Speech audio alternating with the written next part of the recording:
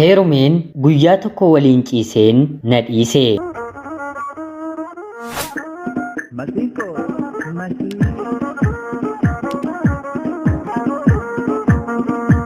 Yoyyaa ashama akkam jirtu kabajamtootaaf hordoftoota qophii keenya nagaaf jaalalli tokkummaan bakka jirtan hundaatti hunda keessaniif haa ta'u jecha guyyaa har'aallee seenaawwan nama barsiisan keessaa tokko isiniif qabadheen dhiyaadheeraatii hanga xumura qophii kanaatti laayikii fi sheer akkanumallee sabskiraayib gochuu na waliin tura.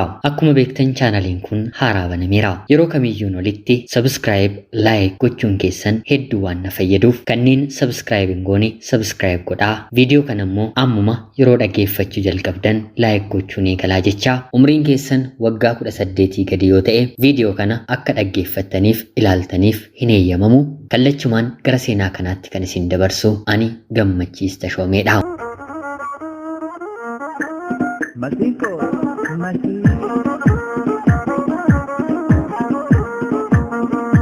Heerumeen guyyaa tokko waliin ciiseen na dhiise. Yeroodhaaf maqaa kiyya himachuun barbaadu kanan dhaladheetti guddadhee Jiituu Magariituu Oromiyaa keessatti. Barnoota kiyya waggaa 13tti kutaa 9 gaheera. Haatii fi abbaan koo ana waliin ijoollee 12 godhataniiru. Nuyi 12 keessaa 3 dhiirota kan hafe 9 immoo dubartoota. 12 taanee dhalannus har'a garuu kan jirru lubbuudhaan nama 10. Dhiirri tokkoof dubartiin tokko balaa tasaa mana keenya keessatti uumameen bakka ciisanitti halkan tokkotti nu jalaa dhumuu danda'aniiru. Ijoollee 12 maatiin kiyya godhatanii keessaa ani quxisuu dhumarratti kan hin dhaladhe. Sababan quxisuu ta'eef immoo kunuunsi addaan obboloota kiyya warra kaaniin olitti kan taasifamuu fi dubartii addaa addatti ilaalama.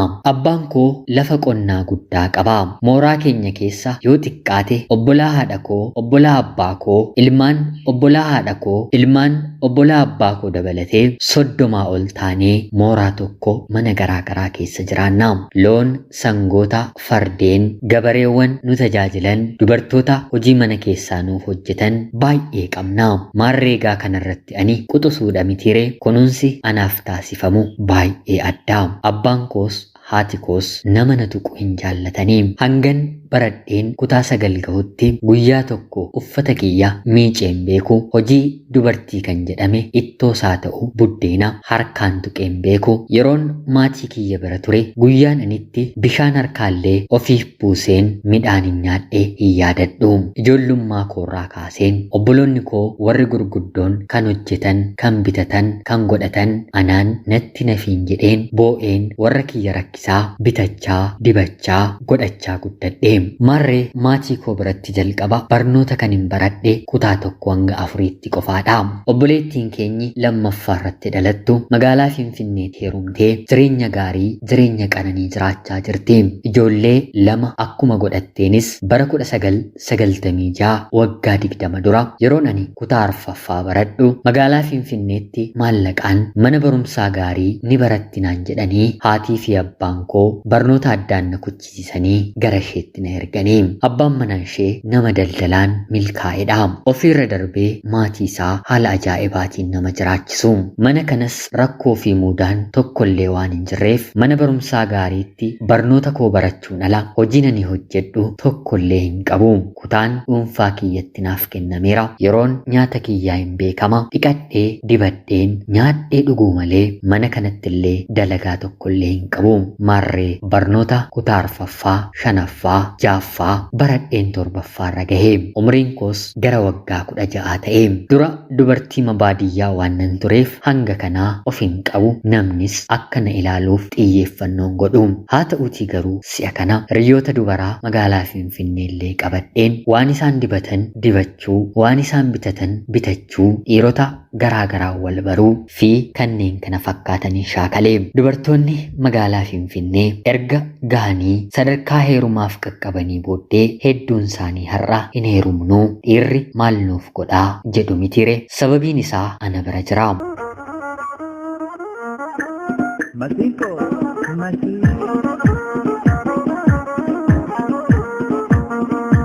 kutaa 6, kutaa 7, kutaa 8 yeroo gahan mana kireeffatanii mana barumsaa deemna jedhanii dargaggeessa 2-3 mana tokko keessatti akka garaa isaanii ta'aa oolu. Maarree anaanis carraan kutaa 7ffaa yeroon baradhu na qunname kana. Ofii mana akka kireeffannuuf maallaqa baaseen otoo hin taane kottu har'a bakka tokko si geessina kilaasii barnoota hin barannu naan jedhanii mana isaanii na geessanii.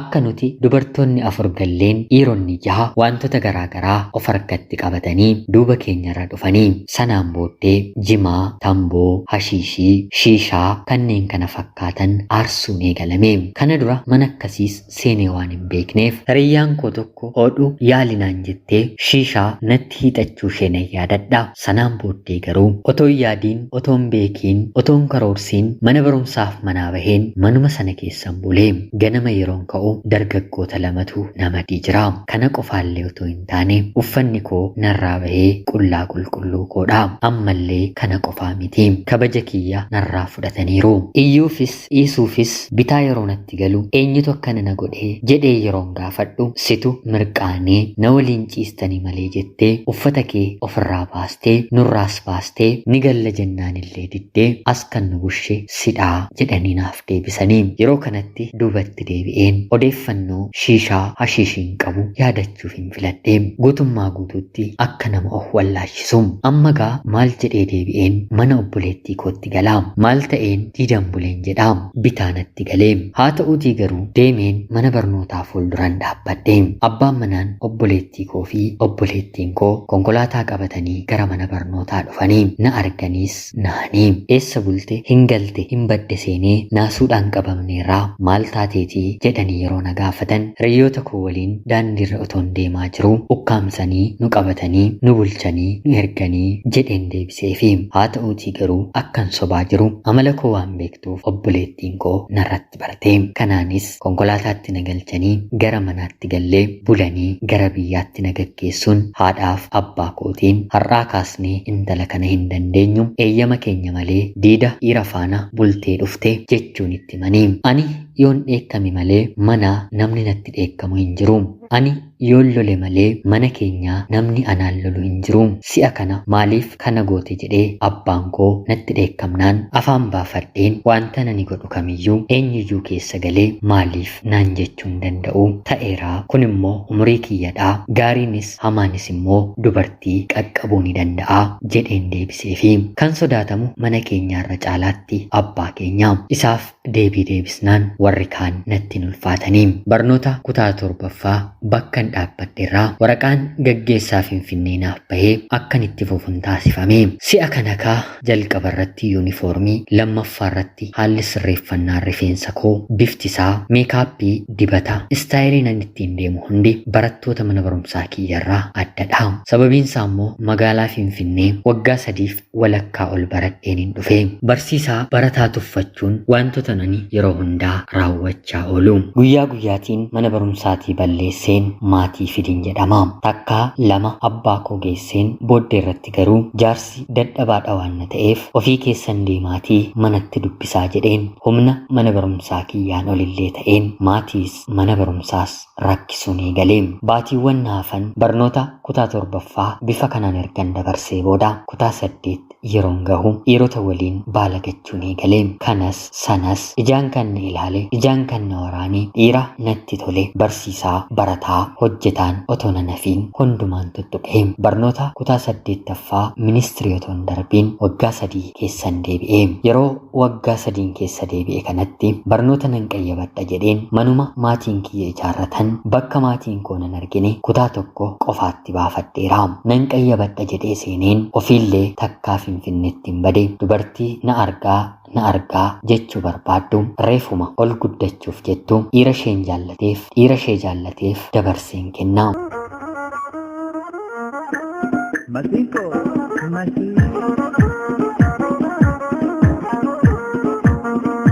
Yeroon barnoota kutaa 9ffaatti darbu kan ani beekamu jecha arrabaatiini. Afaan arrabaa jechoota safuu ta'an barsiisaattis barataattis dubbachuun kana naan qixxaatu hin jiru. Maarree kanaan otoo hin jiru guyyaa tokko sagalee koo ol kaaseen barataa tokko daree keessaa arrabsee jennaan barsiisaan gadi bahinaan jedhe. Anis yoo barbaadde ati gadi bahuu dandeessaa, barachuuf kan ganamaan dhufee daree kana taa'e ana malee simitii jedheen deebiseefi yeroo kanaanis yoo baate malee hin barsiisu jedhee didee. Yeroo kanaanis duras maal beektee barsiista, numatu obsaan gadi jedhee si dhagahaa malee yoona digirii foorjidii hojjechiistee nu barsiisaa jirtaa jedheen deebiseefi battaluma dareenaaf gadhiisee bahe. Daarekteera mana barumsaas waamanii mana kan safuun beekne diidaa safuu bartiiree daarekteera mana barumsaa keenyaas manni barumsaa kan uummataati malee kan kee miti jedheen arrabseeni. Isa waliin namoonni kaanillee waan turaniif himanni narratti banamee gamtaan maatii barattootaa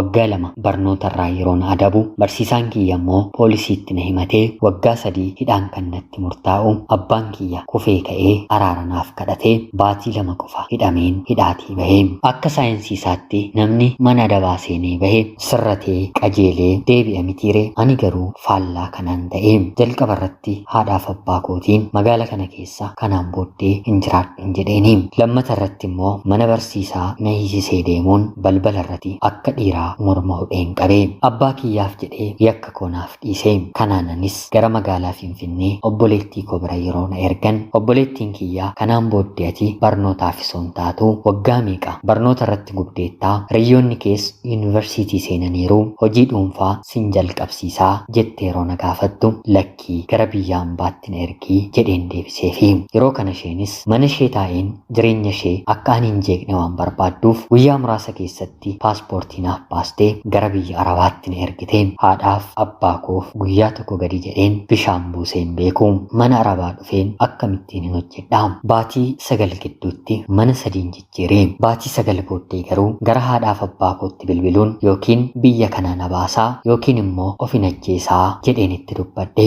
Abbaan koo har'a bor otoo hin jedhiin intala koo naaf fidaa jedhee gaafa maraatu gara biyyaatti hin deebi'ee. Akka tasaa ta'ee yeroon biyya Arabaa kana keessa jiru karaa toora vaayibarii dargaggeessa waggaa 12 dura gara biyya Ameerikaa deeme tokko waliin haasa'uu eegaleera. Yeroo kanannis sin fuudhaa jedhee na gaafata.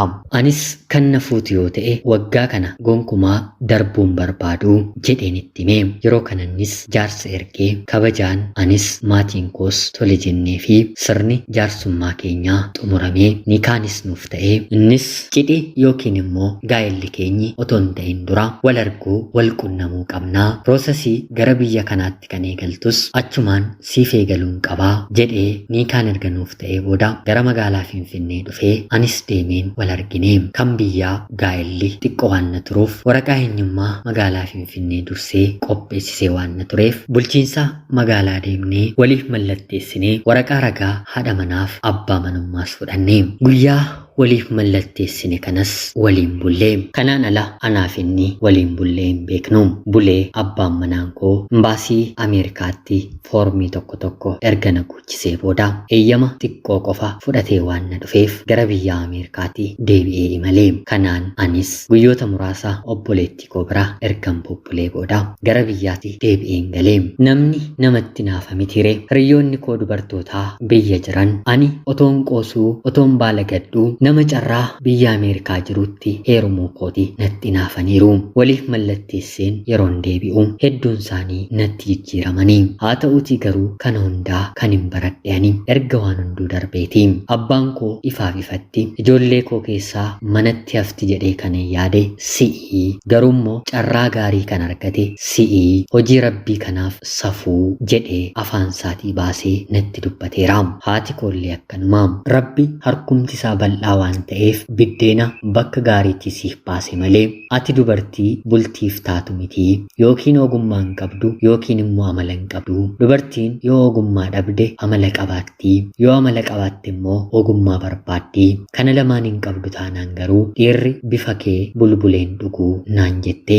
Amallii fi tulluun hin godaanu jedhamitiire Oromoon yeroo mammaaku ani dubartii baalageedha. Ergan niikaa godhadheellee of adabee taa'uu hin dandeenye. Guyyaa tokko koo hiriyyaan koo dubaraa tokko dhiira lama fiddee gara mana maatii koo ani qofaatti furtuu qabu keessas deemee buluu fiddee dhuftee tokko isheef tokko anaaf jechuudha. Dhiironni dhufanis hiriyyootuma keenya namoota nuti beeknu. Haa ta'uutii garuu guyyaa kana diraamaa narratti raawwatanii yeroon dhiira kana waliin ciisu sagalee kiyya waraabanii suuraa kiyya waraabanii kan waraabanis torbanuma sana keessatti abbaa manaa koof erganii haadha manaa kiyyadha kanatti jettu hojiin ishee kanaa jedhanii erganii fi anaan kanas sanas naan hin jenne heerumuuf guyyaan cidhaallee muramee baatii sadiif naannoo torbee tokkotu hafe kanaan booddee hariiroo tokkoyyuu si waliin hin qabu hojii kee rabbi siifaa kennu naan jedhe anis maal ta'eeti jedheen hiriyyoota koof bilbilee yeroon gaafadhu akkuma ati nuttaasofte dhiiraan kabaja keenya balleessisiiste jireenya keenya balleessite nutis immoo gatii keessii kaffallee jireenyi eenyu badeetu jireenya eenyutu tolee jiraataa wanta guyyaa eengaddaa raawwanne viidiyoodhaan sagaleedhaan abbaa manaa keef ergineerraa jedhanii natti dubbatanii amma gaa yoom maraadhe rakkoo maalii qaba warri na jajan haatiif abbaan koo deebisanii na abaaranii obboloonni koo duruu nan jaallanne ittuu na jibbanii obboleettiin koo finfinnee jirtu ija kee si arguun barbaadu naan jettee guutummaa guutuutti of ajjeesuun filadhe abbaan koo torbee tokko guutuu mana akka hin baane qoricha akka hin dhugne homaa akka of hin gooneef natti cufee nyaata qofa naaf kenne haati koo halkaniif guyyaa waa of gooti jettee boo'uu eegalte kanaan booddee irratti gara sammuu kootti deebi'een dubbiin kuni ta'ee naannoo baatii ga'uuf yeroo ga'u hiriyyaa koo kana narratti goote albee qabadheen manuma isaanii deemeen garaa ishee keessaa bakka lama waraanee maatiin ishee na qabanii albee narraa fuudhanii reebicha ajjeechaa narratti geessisuuf yeroo ka'an iyyeen namni naaf dirmatee dhukaasni illee dhuka'ee anis otoon du'iin hafeen hiriyyaan koos otoon du'iin haftee mana yaalaa seennee anis wal'aanamee isheenis wal'aanamtee gara manaatti deebinee sanaan booddee garuu ijaa fi gurra arraban magaala keessa taa'uu hin qabu jedheen obboleettiin koo hundaafuu na jibiteetti eessuma koo biran deemee gara biyya hambaan deema maallaqa naaf kenni jedheen piroosesii jalqabeen viizaa kiyya ergadheen imala koo gara Libaanoonitti taasise abbaan manaan koo maaliif dhiifte haadha manaa kee jedhame yeroo gaafatamu isa guddaafis isa xiqqaafis isa barateefis isa hin baranneefis viidiyoo sana ergoon kana argeen dhiisee jedhaanii maarreegaa gatii kiyya argachaan jira mitiire namni biyya keenyaa toora sooshaal miidiyaadhaan barreeffama naaf barreessu nagaallee na gaafatu viidiyoo kana of biraa namni hin qabne hin jiru dubartiin akkanaa immoo mooraaliis carraa heerumuu gara biraas ni qabdiire gonkumaa argachuu hin dandeessu hundumtuu gaafa haasoo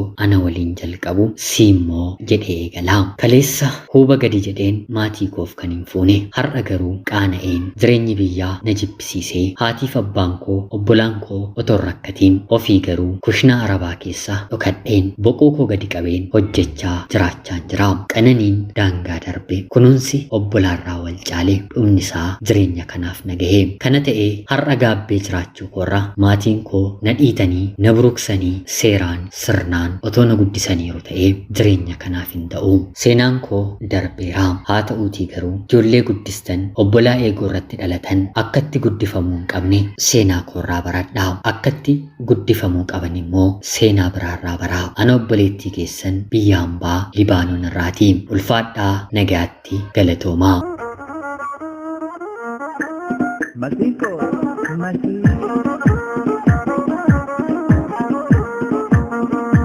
Egaan jaalatamtootaaf hordoftoota qophii keenya seenaan guyyaa irraa kana fakkaata. Seenaan kun jireenya nama hedduu akka inni tuqu nan beeka. Akka waa hedduu irraa barattan hubattan homaa shakkii tokkollee hin qabu. Ijoollee qananii fi farsoo qomoccoraa warra tuleellisaa jedha Oromoon gaafa mammaaku. Ijoolleen dhumarratti eegoo ta'anii dhalatan wanta qanani'aniif amala addaa baasu. Farsoo qomoccoraallee qomoccoraa akka ta'e otoo beekanii ofii waan naqaniif kan isaanii waan ta'eef warri gaariidha jedhanii leellifatu. Haa ta'uutii garuu ijoolleen qananiitee guddatte jireenyi ishee immoo akkanatti qomoccoruu danda'a. Warreen ijoollee qabdan ijoollee keessan akkamitti guddisaa jirtu? Obboloonni dhumarratti eegoo taatan immoo jireenyi keessan maal fakkaata? fakkaata? Obboleettii keenyaaf yaada keessan komentii jalatti qoodaaf. Ani gama koon quufa akkanaarraa Rabbi namaa oolchu jedheen qophii guyyaa har'aa xumuraa. Chaanaliin kun haaraa deeggarsa keessan hedduminaan barbaadu waan ta'eef laayik haga yoonaa hin goone yoo ta'e laayik godhaa. Namoonni seenaa qabdan seenaawwan na harka jiran dursee xumureen isin harkaa fuudhaa. Hanga sanitti na obsaa jechaa hanga yoonaatti yeroo keessan naaf kennitanii dhaggeeffachaa turuu keessaniitiif illee guddaa galatoomaa jechaa qophii seenaa gara biraatiin hanga walitti deebinutti